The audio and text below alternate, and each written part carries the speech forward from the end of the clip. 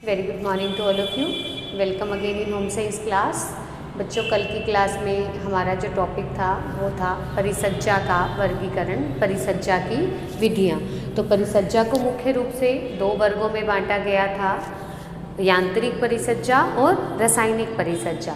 यांत्रिक परिसज्जा यंत्रों द्वारा, मशीनों द्वारा दी जाती है, जिसके बारे में हम कल की क्लास में डिस्कस कर चुके हैं। और आज हम करेंगे रासायनिक परिसज्जा। रासायनिक परिसज्जा के लिए विभिन्न प्रकार के रसायनों का उपयोग किया जाता है। यह जो रसायन है यह भी मशीनों के द्वारा ही कपड़ों के ऊपर लगाए जाते हैं, लेकिन इसमें केमिकल्स का, रसायनों का उपयोग किया जाता है, तो इस परिसज्जा को रासायनिक परिसज्जा कहा गया है। तो रासायनिक परिसज्जाएं निम्न प्रकार की हैं, जिसमें सबसे पहली आती है विरंजन, ब्लीचिंग। जब भी करखे से वस्त्र बनकर तैयार होता है तो उन ग्रे गुड्स के ऊपर विभिन्न प्रकार के दाग धब्बे लगे होते हैं, ग्रीस के दाग लग जाते हैं, मशीनों की कालिक लग जाती है।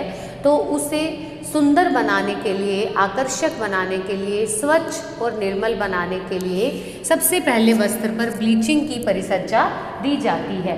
ब्लीचिंग के द्वारा वस्त्र के ऊपर लगे दाग धब्बे सभी साफ हो जाते हैं और वस्त्र बिल्कुल साफ सुथरा सफ़ेद रंग का चमकदार कांतिनुमा हो जाता है। ब्लीच जो है दो प्रकार की होती है, ऑक्सीकारक ब्लीच और अवकारक ब्लीच। इसके बारे में हम डिटेल्ड जो है हमारे नेक्स्ट टॉपिक आएगा उसमें करेंगे। दो तरह की ब्लीच का उपयोग किया जाता है वस्त्रों के ऊपर, वस्त्रों को स्वच्छ करने के लिए। नेक्स्ट परिसज्जा आती है मर्सिराइजिंग। मर्सिराइजिंग की जो परिसज्जा है यह सूती वस्त्रों पर दी जाती है। इस परिसज्जा के द्वारा सूती वस्त्रों के जो धागे हैं वो फूल जाते हैं, उसके रेशे स्वेल हो जाते हैं। फूलने के कारण उन रेशों की एक तो चमक बढ़ जाती है, दूसरा उन रेशों की अवशोषकता बढ़ जाती है, उसकी नमी अवशोषकता कॉटन की और अधिक हो जाती है। साथ ही ये रेशे रंगों को भी जल्दी और अच्छे से अवशोषित कर लेते हैं, रंग इनके अंदर तक चले जाते हैं, पक्के हो जाते हैं। साथ ही यह वस्त्र जो है, सूती वस्त्र सामान्य से चिकने हो जाते हैं। सूती वस्त्रों में चमक की कमी रहती है। मर्सराइजिंग की प्रोसेस के द्वारा, इस परिसज्जा के द्वारा इन वस्त्रों में शाइनिंग, चमक लाई जाती है और वो उनमें चिकनापन लाया जाता है, क्योंकि सूती रेशे खुरदरे होते हैं। मर्सराइजिंग का जो आविष्कार था वो 1844 में जॉन मार्शर ने किया था। तो इन्हीं के नाम पर इस परिसज्जा का नाम मर्सराइजिंग रखा गया। इस परिसज्जा के अंदर सूती रेशों या सूती वस्त्र को 18 से 20% कास्टिक सोडे में भिगोकर रखा जाता है, उसे डिप करके रख दिया जाता है। उसके बाद उन वस्त्रों के ऊपर भाप और गर्म पानी से उसको वॉश किया जाता है, भाप डाली जाती है, जिससे कि जो रेशे फूले हुए हैं वो एज इट इज़ रह जाएं, वो स्वेल ही रह जाएं। इससे रेशों की अवशोषकता बढ़ती है और साथ ही रेशे चिकने हो जाते हैं। नेक्स्ट आती है परिसज्जा जल अभेद्य परिसज्जा। यह परिसज्जा वस्त्र को वाटरप्रूफ बनाने के लिए, जल अभेद्य बनाने के लिए की जाती है।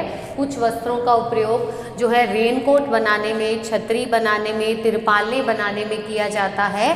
तो वो वस्त्र जो है जल अभेद्य परिसज्जा द्वारा तैयार किए जाते हैं। इस परिसज्जा के अंदर वस्त्र के ऊपर प्लास्टिक या रबड़ की एक परत चढ़ा दी जाती है। जब वस्त्र तैयार हो जाता है तो उसके ऊपर एक पतली लेयर प्लास्टिक या रबड़ की चढ़ा दी जाती है, जिससे कि पानी उसमें पेनिट्रेट नहीं होता, वाटर जो है वो पानी को अवशोषित नहीं करते, बल्कि पानी उसके ऊपर गिर करके, फिसल करके नीचे गिर जाता है। नेक्स्ट परिसज्जा आती है अग्नि अभेद्य परिसज्जा, फायर प्रूफ परिसज्जा। अग्निशमन यंत्र में काम करने वाले लोगों की जो ड्रेसेस होती हैं वो अग्नि अभेद्य परिसज्जा द्वारा तैयार की जाती हैं।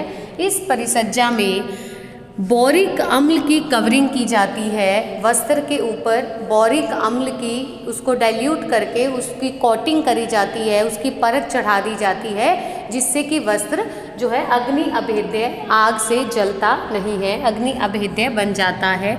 इसके अलावा अमोनियम सल्फेट की परत भी अगर लगा दी जाए तब भी वस्त्र अग्नि अभेद्य हो जाता है।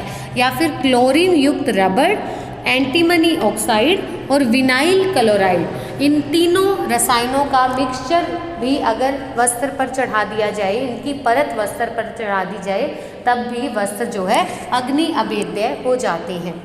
नेक्स्ट है कीट रोधी परिसज्जा। हमने पढ़ा था कि सूती वस्त्रों को और ऊनी वस्त्रों को कीड़े खा जाते हैं, उन्हें नुकसान पहुंचाते हैं। चूँकि यह वस्त्र बहुत महंगे होते हैं, इन्हें कीट रोधी बनाने के लिए इनके ऊपर सिलिको फ्लोराइड या फिर पैराडाइक्लोरोबेंजीन की परत चढ़ाई जाती है। सिलिको फ्लोराइड या फिर पैराडाइक्लोरोबेंजीन की परत चढ़ाई जाती है। इन रसायनों से कीड़े दूर भागते हैं, कीड़े इन रसायनों के पास नहीं आते, जिससे कि वस्त्र कीट रोधी बन जाता है। इसके अलावा घर पर भी हम नेफ्थलीन की बॉल्स डाल के, नीम की पत्तियाँ डालकर या फिर न्यूज़पेपर में रैप करके, क्योंकि न्यूज़पेपर की इंक में भी कीड़ा रोधी केमिकल्स होते हैं, जिससे कि कीड़े वस्त्रों को नहीं लगते हैं। इन प्रोसेस के द्वारा, इन प्रक्रियाओं के द्वारा भी वस्त्र को कीड़ों से बचा सकते हैं। नेक्स्ट है फफूंदी रोधी परिसज्जा। फफूंदी रोधी परिसज्जा देने के लिए फफूंदी मुख्यतः कॉटन और लिनन वस्त्रों पर लगती है।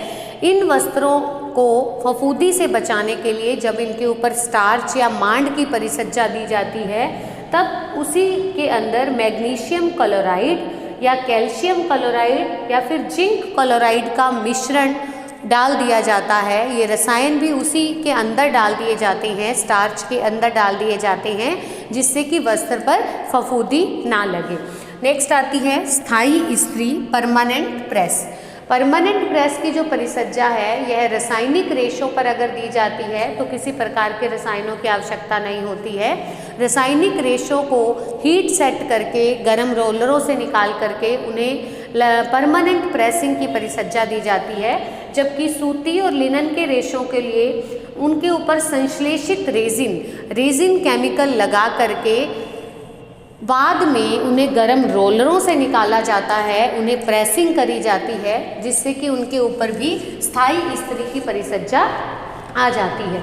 ऊनी वस्त्रों पर यह परिसज्जा नहीं दी जा सकती, क्योंकि ऊनी वस्त्रों की प्रत्यास्थता और प्रतिस्कंदता बहुत अधिक होती है, जिससे उन्हें परमानेंट सेट नहीं किया जा सकता।